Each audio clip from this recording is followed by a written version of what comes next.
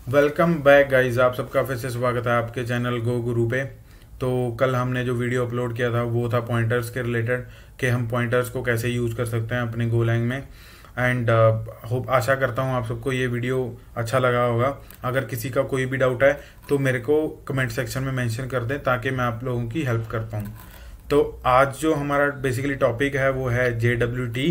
सो JWT की website पे हम आ चुके हैं, जो कि है jwt.io। मैं इसका लिंक डिस्क्रिप्शन में डाल दूंगा। तो JWT का जो फुल फॉर्म है वो क्या है? जेसन वेब टोकन है। तो जेसन वेब टोकन किस चीज को दर्शाता है? बेसिकली एक जेसन ऑब्जेक्ट को। अब ये हम क्यों यूज करना चाहते हैं, अब इसका यूज करने का मतलब क्या है? जैसा कि मान लो मेरे पास कुछ कीमती चीज है और मैं उसको अपने रूम पे रखना चाहता हूं और मेरे को किसी काम की वजह से बाहर जाना पड़ गया, तो मैं चाहता हूं कि वो चीज मेरे आने के बाद वहीं पड़ी रहे, चोरी ना हो। तो मैं क्या करूंगा, अपने रूम को लॉक करके चाबी अपनी जेब में रख के चला जाऊंगा। जिससे क्या होगा कि मेरा सामान जो है, मेरा जो कीमती सामान है वो सही से पड़ा रहेगा वहीं पे और चोरी नहीं होगा। तो ऐसे ही ये दो यूजर्स के बीच में इंफॉर्मेशन को के लिए सिक्योरिटी प्रोवाइड करता है। अब आपका क्वेश्चन होगा ये सिक्योरिटी कैसे प्रोवाइड करता है? तो मैं आपको दिखाना चाहता हूं कि बेसिकली ये दिखता कैसे है। तो इस जो JWT दिखता है वो बेसिकली ऐसे दिखता है एंड उसको हम 3 पार्ट्स में डिवाइड कर देते हैं। और जो वो 3 पार्ट्स रिप्रेजेंट करते हैं, जैसे कि आप यहाँ पे देख सकते हैं, ये है पहला पार्ट, ये है दूसरा पार्ट एंड ये है तीसरा पार्ट। ये कंबाइन किए गए हैं डॉट्स के साथ। ठीक है गाइस, अब हम डिस्कस करते हैं पहले पार्ट के बारे में, देन हम डिस्कस करेंगे दूसरे पार्ट के बारे में, देन हम डिस्कस करेंगे तीसरे पार्ट के बारे में। अब हम पहले पार्ट के बारे में ये डिस्कस करेंगे कि ये बनना कैसे। तो अब पहले पार्ट को बोला क्या जाता है वो है हेडर।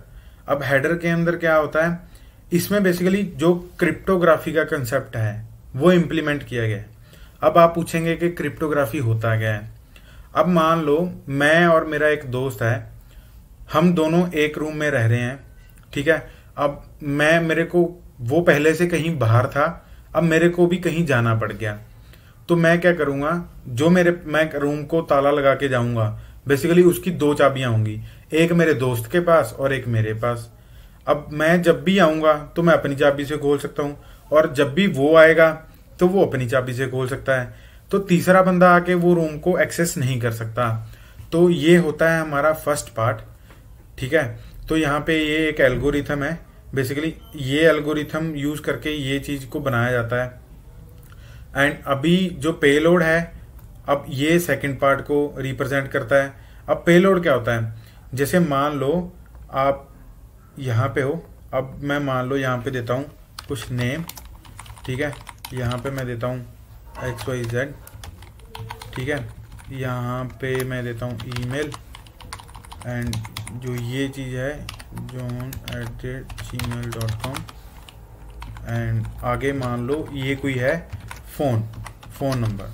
ठीक है, तो अब ये होता है मेरा पेलोड, जो एक्चुअल यूजर का पेलोड होता है। अगर मान लो मैं इस चीज के अंदर कुछ भी एडिट कर दूं, अब मैं फिर से वही एग्जांपल पे आता हूं कि मैं भी चला गया बाहर और मेरा फ्रेंड भी बाहर है एंड कोई तीसरा बंदा आया, उसने रैंडम ही कोई चाबी मेरे रूम को खोलने के लिए लगा ली। तो गाइज वो हमें पता है कि वो रूम खुलने वाला नहीं है। तो अगर मैं इसके अंदर कुछ भी गड़बड़ करूंगा, जैसे अभी मैंने G को हटा के H यूज कर दिया, तो आप देख सकते हैं मेरा यहाँ पे इंफॉर्मेशन है जो वो चेंज हो चुका है। Gmail था, हमने क्या अभी देखा, वो W मेल बन गया। अब मैं इसको दोबारा से रिवर्ट कर देता हूँ तो आप यहाँ पे देख सकते हैं यहाँ पे Gmail आ चुका है। अब हम मूव करते हैं, थर्ड पार्ट जो है हमारा वो है वेरीफायर सिग्नेचर। ये बेसिकली यूज किया जाता है कि हमारा जो JWT टोकन है वो सही है या नहीं है, वो बेसिकली ऑथराइज्ड है या मतलब डीकोड किया जाता है, वेरीफाइड है कि नहीं है। तो अब मैं अगर आऊं अपने रूम पे और अपनी चाबी लगा के ताला खोलूं, तो जो ताले के अंदर वाली चीज होगी वो वेरीफाई करेगी कि ये चाबी सही है कि नहीं है। जो उस ताले का डिजाइन है वो वेरीफाई करेगा कि ये चाबी जो है बेसिकली ये सही है कि नहीं है। अगर ये सही है तो मेरा ये डिकोड हो जाएगा। अगर ये सही नहीं है तो ये मेरा डिकोड नहीं होगा। अब इस चीज को, इस JWT टोकन को जनरेट करने के दो एल्गोरिथम्स होते हैं, जैसा कि आप यहाँ पे देख सकते हैं। एक होता है HS256 एंड बेसिकली एक और यूज किया जाता है वो है RS256। यहाँ पे जो लिस्ट किए गए हैं ये बहुत सारे हैं, बट मेजरली जो यूज होते हैं वो है HS256 एंड RS256। तो गाइज ये तो हो गया JWT के बारे में। अब हम इसको अपने कोड में कैसे इंप्लीमेंट कर सकते हैं, तो आप यहाँ पे देख सकते हैं लाइब्रेरीज लिखा हुआ है, एंड यहाँ पे भी आप देख सकते हैं एक बटन दिया हुआ है जिसके ऊपर लिखा हुआ है CJWT लाइब्रेरीज। तो हम इस पे क्लिक करते हैं।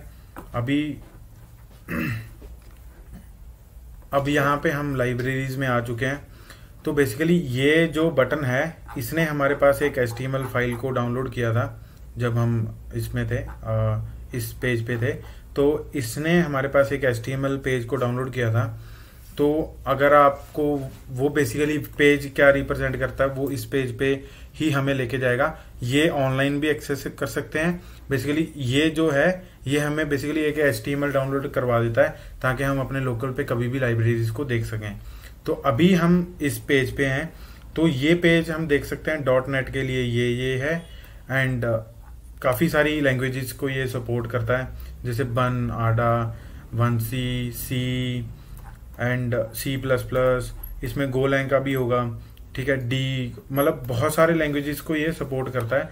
तो आप अपने अकॉर्डिंगली जिस लैंग्वेज में डेवलप कर रहे हैं तो उस अकॉर्डिंगली आप इसमें जाके कोड को चेक कर सकते हैं। जैसे यहाँ पे आप देख सकते हैं व्यू रेपो लिखा हुआ है। तो व्यू रेपो पे अब जब आप जाएंगे तो वहां पे आप इस चीज को देख सकेंगे इसका कोड क्या है। तो हम गोलैंग के लिए यूज करेंगे हम गोलैंग का स्पेसिफिक कोई यूज करेंगे जिसे हमें लगेगा कि ये वाला यूज करना चाहिए। तो अगर आपको इस वीडियो के रिगार्डिंग कोई भी डाउट हो फ्रेंड्स, तो आप कभी भी कमेंट सेक्शन में आके कमेंट कर सकते हैं ताकि मैं आपको हेल्प कर सकूं। और सब्सक्राइब करते रहना, जैसे प्यार बांट रहे हैं वैसे बांटते रहना। Thank you guys.